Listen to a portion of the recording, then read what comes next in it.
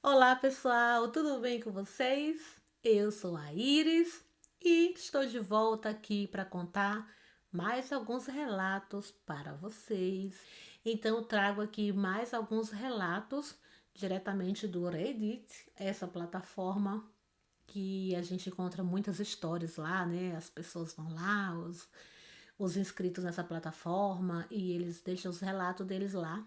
E eu tô pegando alguns desses relatos, os que eu acho assim bem interessante, bem curioso, que tem mais ou menos a ver com o nosso tema aqui do canal, e vou trazer alguns desses relatos, né, para contar aqui para vocês. Mas não esqueça que se você também tem uma história, todo esse tipo de experiência, de coisas esquisitas que acontecem com a gente, esquisitas no termo que a gente não consegue explicar, me manda aqui que eu vou contar aqui para vocês. Eu tenho o maior prazer de contar a sua história aqui. Então vamos começar com o primeiro relato de hoje.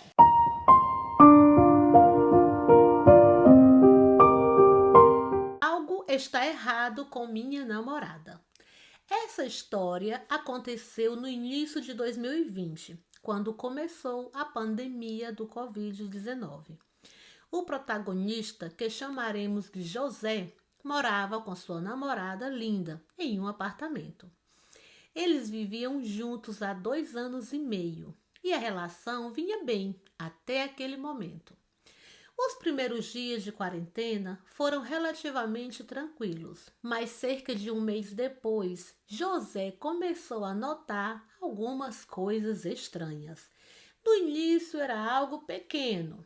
Numa manhã, ele se levantou e encontrou Linda fora da cama, preparando o café na cozinha. Ela serviu uma xícara para ele e, quando se sentaram no balcão para beber, Linda colocou açúcar no café dele. José sabia que podia parecer algo bobo, mas lembrava que eles já moravam juntos há 2 anos e meio. Linda sempre se irritava quando ele adicionava açúcar no café dela, dizendo que ele não entendia de café de verdade, porque ele nunca adoçava o café. José teria compreendido se ela tivesse dito algo comum. Quero experimentar algo novo ou quero entender por que você coloca açúcar no café. Mas, quando ele perguntou o motivo, Linda olhou confusa e disse: Do que você está falando? Eu sempre coloquei açúcar no café. José ficou completamente perplexo, mas acabaram falando sobre outras coisas e ele não pensou mais no assunto. No dia seguinte, Linda novamente colocou açúcar no café e reagiu da mesma forma quando ele perguntou. José achou que talvez fosse uma brincadeira dela e parou de questionar. Ele compara a situação como imaginar que você vive com sua mãe, que nunca coloca arroz no prato de frango e de repente começa a colocar. Você pergunta: Agora você coloca arroz no prato? E ela responde: Do que você está falando? Sempre coloquei arroz no meu prato de frango. Alguns dias depois aconteceu outra coisa estranha. Durante relações íntimas, Linda sugeriu uma posição que já haviam tentado antes, mas que tinha causado muita dor a ela. Eles haviam decidido não tentar novamente. Então José ficou surpreso com a sugestão. Ele lembrou Linda que aquilo tinha dado errado, mas ela respondeu que provavelmente estava confundida ou que tinha sonhado. Eles tentaram a posição novamente e pum! Funcionou! Ainda assim, foi estranho que alguém que tinha sentido tanto desconforto estivesse disposta a tentar de novo e ainda agisse como se não lembrasse do episódio anterior.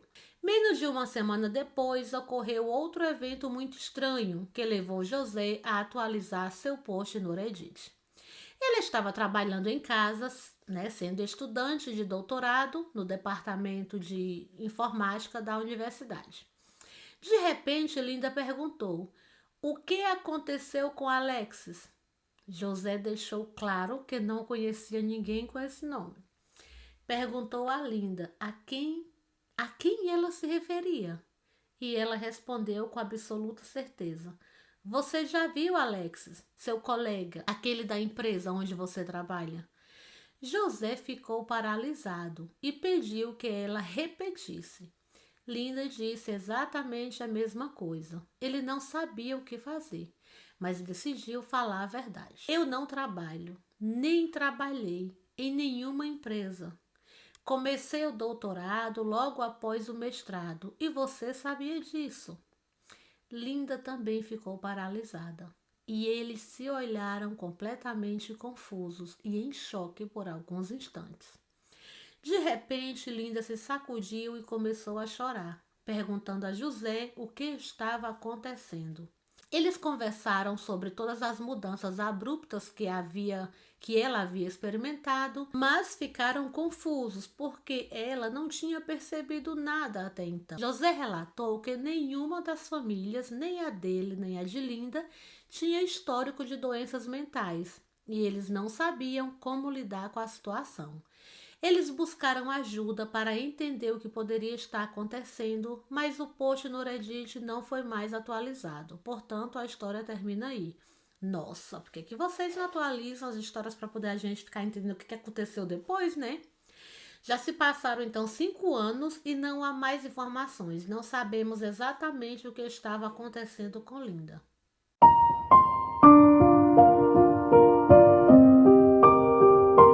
Quem diz nada, mas minha irmã sabe coisas.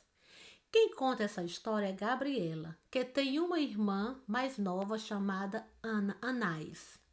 Gabriela explica que Anais tem síndrome de Down e, pelo que ela sabe, muitas pessoas com síndrome de Down estão no espectro autista. Anais é considerada autista de alto funcionamento, além de ter síndrome de Down. A mãe de Gabriela, que chamaremos de Paula, teve muitas dificuldades durante a gravidez de Anais e foi testemunha de diversos eventos estranhos durante o período. É importante esclarecer que quando Gabriela fala de eventos estranhos, ela não se refere aos problemas da gravidez em si, mas a acontecimentos inexplicáveis, como objetos que se moviam sozinhos e sons sem origem aparente.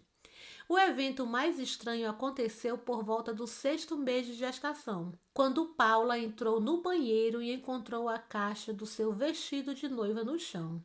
Uma caixa que estava no sótão desde que se mudaram para aquela casa anos antes. Ninguém na casa sabia como ela tinha chegado ali. Coincidência ou não, horas depois, Paula começou a ter contrações e sangramento. O pai de Gabriela a levou ao hospital e, após um dia na UTI e vários exames, descobriram que Anais tinha síndrome de Down. Quando Paula saiu do hospital, sentou Gabriela e suas irmãs mais velhas na sala para explicar o que havia acontecido, dizendo que Anias teria uma anormalidade, em suas palavras, e que seria diferente das outras crianças. Gabriela lembra que todas choravam, menos ela. Na época tinha 12 anos e disse algo como: "Mas nenhum de nós é normal." E de fato, naquela família não era exatamente uma família comum. Ai, quem é? Nas semanas seguintes, Anais nasceu prematura por volta do 7º mês, com muitos problemas médicos, precisando de cirurgias imediatas após o nascimento. Ela passou os 2 primeiros meses na UTI, na UTI neonatal, e só depois disso puderam levá-la para casa. Era uma criança minúscula e frágil. Quando Anais tinha cerca de 6 meses, os pais começaram a fazer fisioterapia e terapia de fala, porque ela não se desenvolvia como um bebê típico, né?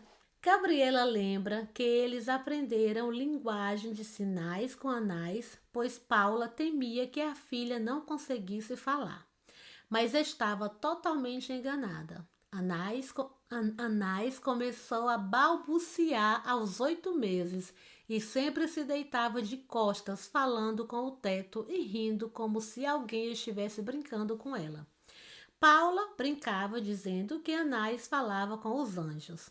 A vida seguiu normal com Anais e se passaram vários anos até que Gabriela notasse algo realmente estranho. Anais tinha acabado de completar 4 anos e estavam em uma festa de Natal organizada pela escola para pessoas neurodivergentes, onde Anais tinha aulas. Paula e Gabriela eram voluntárias na organização. As três estavam sentadas esperando o Papai Noel subir no palco para tirar fotos com as crianças. De repente, Anais se levantou e saiu correndo, escapando do braço da mãe. Gabriela tentou alcançá-la, mas não conseguiu. Anais correu direto para uma mulher de cerca de 50 anos que nem Paula nem Gabriela conheciam. Ela agarrou a perna da mulher e começou a chorar. Gabriela e a mãe pediram desculpas à senhora, dizendo que não sabiam o que estava acontecendo. A mulher olhou para Anais e perguntou em tom doce: "O que houve, meu amor? O que aconteceu?" E foi aí que aconteceu o inacreditável. Anais disse palavra por palavra de forma clara e precisa, algo que Gabriela jamais tinha ouvido. "Sinto muito que sua mamãe tenha te deixado." A mulher ficou em choque por alguns segundos e de repente começou a chorar. Contou que sua mãe havia falecido há algumas noites antes, após longa batalha contra o câncer. Nem Gabriela, nem Paula sabiam o que dizer. Quando perguntaram a Anais como sabia, ela não conseguiu responder. Muitos anos se passaram até que Anais fizesse algo igualmente estranho novamente. Gabriela já tinha se mudado, mas estava de visita naquele dia.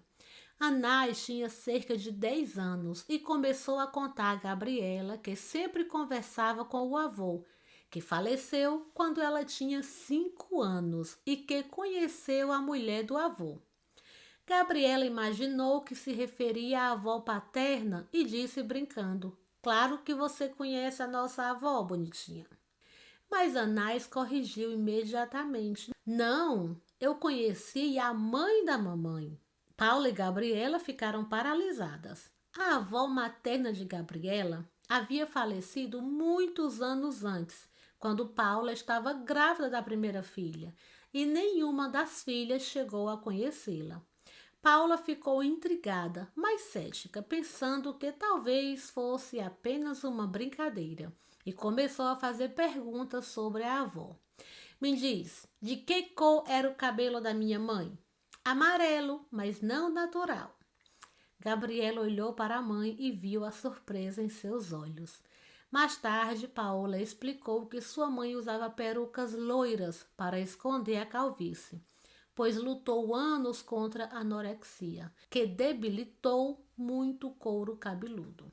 Depois disso, Paula perguntou: "Você sabe como se chamava minha mãe?" Anais respondeu: "Elizabeth." Isso era surpreendente, o nome da avó de Gabriela, que nem ela mesma conhecia bem. A relação entre Paula e sua mãe sempre foi complicada e ela não contava muito sobre ela às filhas, né? Gabriela ficou um tempo conversando com a mãe e, mesmo sem perceber, não era a primeira vez que algo assim acontecia. Anais simplesmente sabia coisas que ninguém deveria saber. E dizia isso diretamente às pessoas, embora nunca fossem coisas importantes, até aquele momento. Na época, Gabriela estava em um relacionamento emocionalmente abusivo, mas ninguém na família sabia. Ela evitou comentar para não preocupar ninguém, mas Anais a ligou uma noite, por volta de meia-noite, chorando, histérica e gritando para Gabriela sair da casa imediatamente e voltar para a casa dos pais.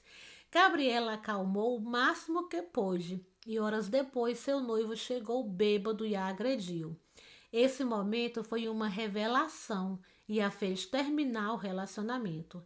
Gabriela sabe que não teria tido forças para sair daquele monstro se não fosse pela ligação de Anais naquela noite. Hoje Anais tem 20 anos e ainda diz que fala com a avó Elizabeth e com o avô e outras pessoas que já faleceram. Há muitas outras histórias sobre o poder de Anais, mas as mais importantes são essas contadas por Gabriela. Quanto ao que pode causar essa habilidade, ninguém sabe, mas talvez seja melhor assim.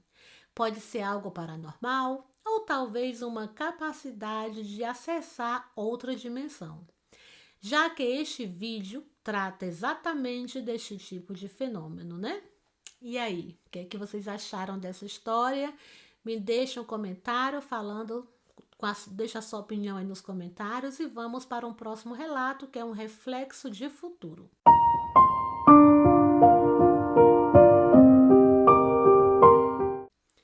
Isso aconteceu há cerca de 7 anos e, embora seja um relato curto, deixou Antônio em choque.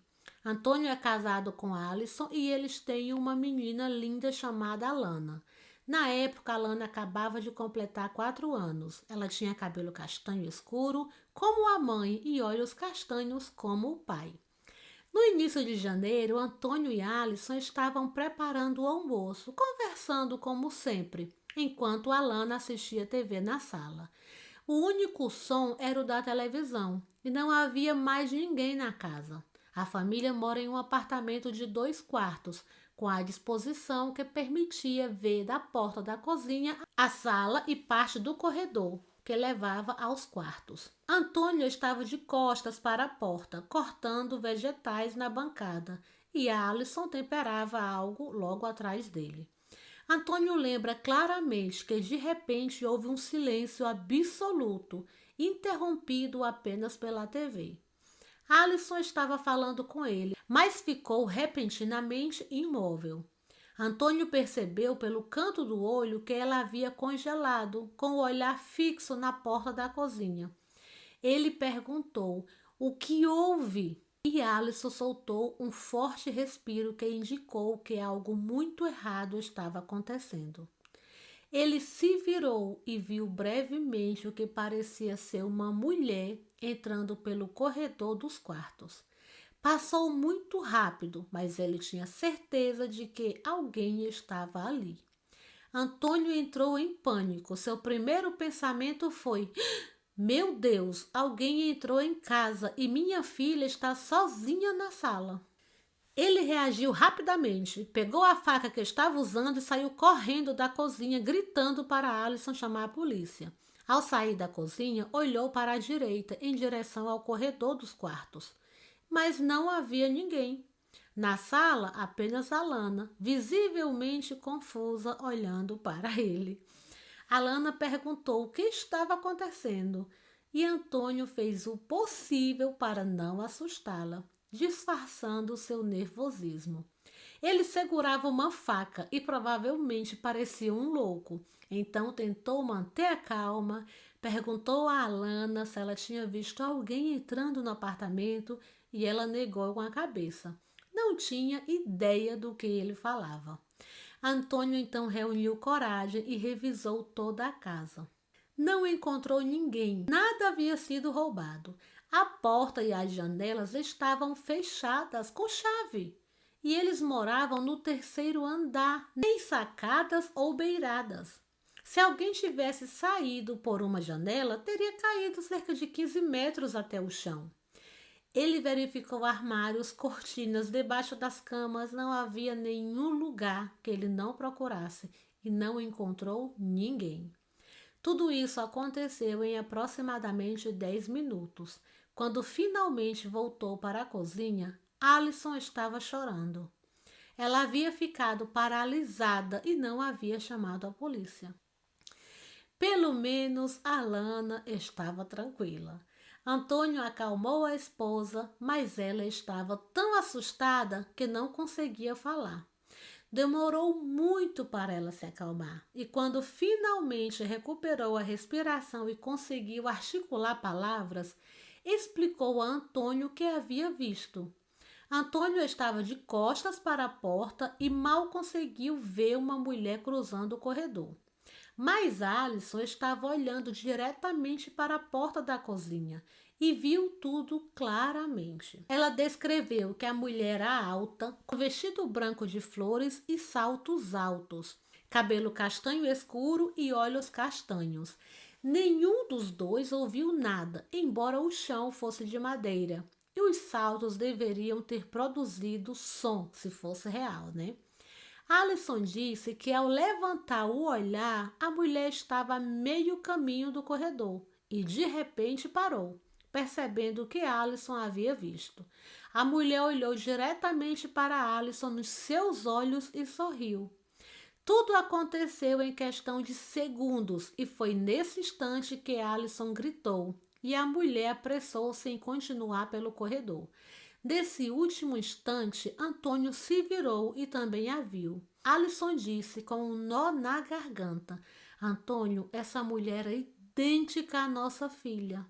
Era nossa filha, mais adulta. Tinha seus olhos, seus lábios, seu nariz. Era a Lana. Se Antônio não tivesse visto a mulher passar pelo corredor, ele teria pensado em levar a Alison à terapia. Mas não. Ambos viram. E é inegável que algo realmente aconteceu. Eles nunca souberam exatamente o que viram, mas foi o momento mais estranho da vida dos dois. Hoje, 7 anos depois, Alison afirma que a Lana está no caminho de se tornar a mulher que viram em pé diante da porta da cozinha.